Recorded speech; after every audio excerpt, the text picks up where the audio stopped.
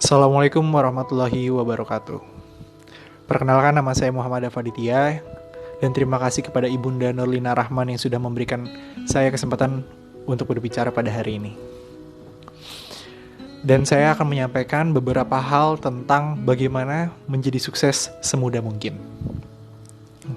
Apa itu sukses? Menurut saya, sukses itu adalah bagaimana cara kita untuk bisa mendapatkan hidup yang layak, mendapatkan hidup yang kita senangi, dan mendapatkan hidup yang dapat kita syukuri. Dan kata sukses itu sendiri tidak jauh dengan yang namanya usaha. Nah, usaha demi usaha kita harus lakukan untuk bisa mendapatkan kesuksesan tersebut.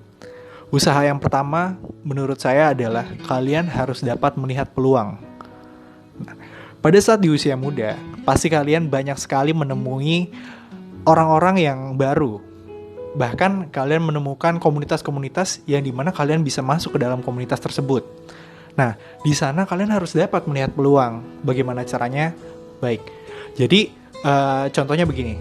Kalau misalkan kalian memasuki suatu komunitas, ya kita sebutlah komunitas perfilman atau fotografi.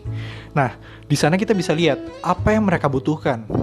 Komunitas fotografi, mereka butuh apa sih? Otomatis mereka butuh kamera. Nah, di kameranya itu kalian bisa menjadi pengusaha yang istilahnya tuh lewat gerakan bawah tanah. Jadi sambil kalian belajar bagaimana di sana mempelajari fotografi, kalian juga mulai nyari-nyari di mana bisa beli kamera yang bagus, murah, dan bisa dijual lagi kepada teman-teman yang ada di komunitas kalian. Nah, mengapa peluang ini sangat baik? Karena teman-teman yang ada di komunitas kalian itu akan lebih percaya kepada kalian dibandingkan harus membelinya di luar. Karena di luar itu banyak banget rumor yang beredar kalau misalkan kameranya itu KW, rusak segala macam. Sedangkan kalau misalkan kalian yang jual itu akan meningkatkan rasa kepercayaan dari si pembeli itu lebih besar sedikit lah daripada dia yang beli secara nggak kenal gitu sama siapa. Selanjutnya kita harus bisa mempunyai rencana, teman-teman. Nah, rencana seperti apa yang kita bicarakan? Rencana yang kita bicarakan di sini adalah rencana untuk mewujudkan kesuksesan itu. Nah, walaupun di umur kalian ini masih muda, tidak harus menunggu tua untuk merencanakan sesuatu, teman-teman. Jangan terlalu menikmati hidup sampai kalian hanyut di dalamnya.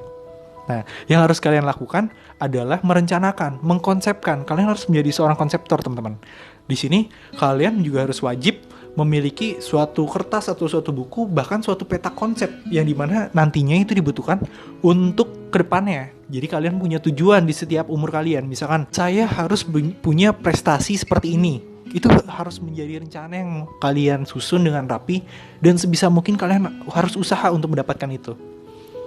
Jadi rencana demi rencana, konsep demi konsep itu harus kalian tanam sedari dini, sedari muda. Kamu harus tanam itu baik-baik dan tidak lupa harus juga mengamalkannya. Jadi jangan hanya menjadi seorang konseptor, tapi kalian juga harus menjadi seorang pengeksekusi yang baik gitu. Karena nyambung juga nih ke hal yang ketiga. Yang pertama, kita harus jeli lihat peluang. Yang kedua, kita harus menjadi seorang konseptor atau perencana yang baik. Yang ketiga, kita harus menjadi pengeksekutor yang baik dari rencana-rencana kita.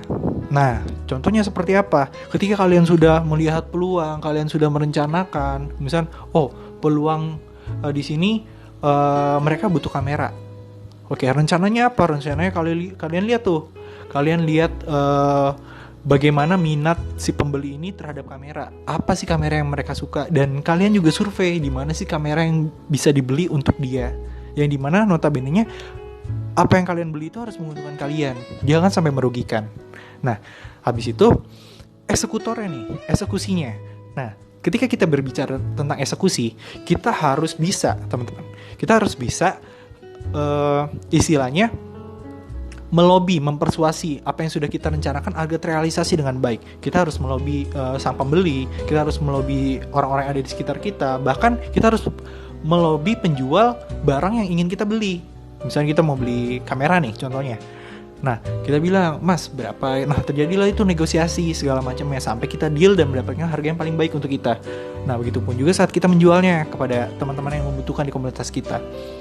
sehabis itu apabila semua udah deal, dari penjual udah deal dan dari teman yang di komunitas kita alhamdulillah nih berhasil untuk membeli apa yang kita perjualbelikan, itu terhitung sukses teman-teman.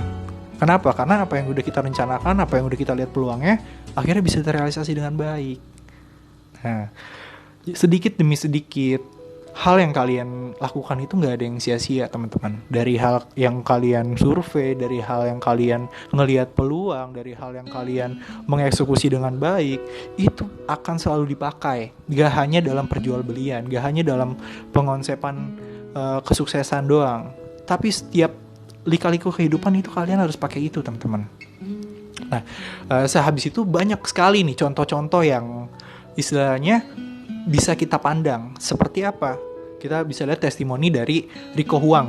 Nah, Rico Huang ini cukup menarik ya teman-teman ya.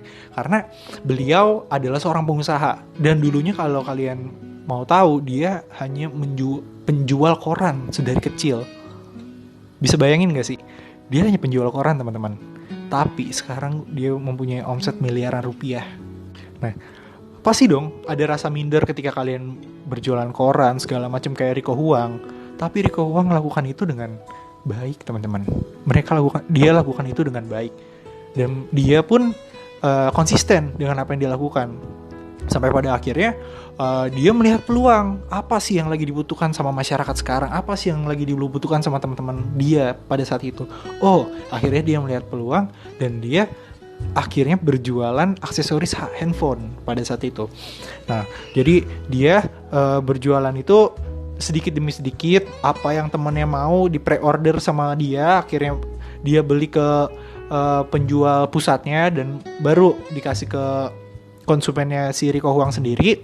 Dan terus begitu teman-teman, terus begitu secara manual dulu sampai di mana ada yang namanya online shop. Nah, itu sangat membantu dia teman-teman. Dia walaupun istilahnya hanya penjual koran, tapi dia berusaha buat nyari gimana sih caranya nih biar langganan saya itu bisa melebihi ekspektasi saya gitu loh. Misalkan dia target sehari cuma dapat 1.000 misalkan.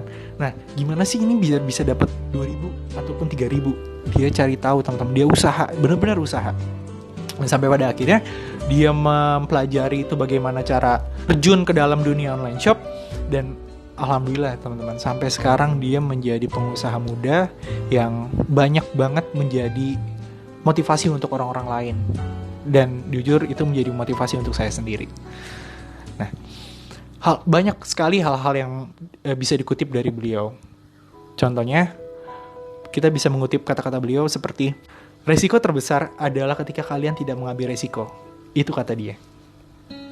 Jadi saya harap dari apa yang sudah saya katakan kepada teman-teman, apa yang sudah saya sampaikan kepada teman-teman, itu bisa menjadi motivasi sekaligus bisa menjadi dorongan buat teman-teman semua agar bisa tertanam di dalam diri kalian bahwa saya bisa sesukses dia, saya bisa sukses semudah mungkin, dan saya bisa melakukan itu semua. Baik, sekian dari saya. Terima kasih sekali lagi karena sudah mendengarkan apa yang saya sampaikan. Bila fil sabihak fasabil khairat. Wassalamualaikum warahmatullahi wabarakatuh.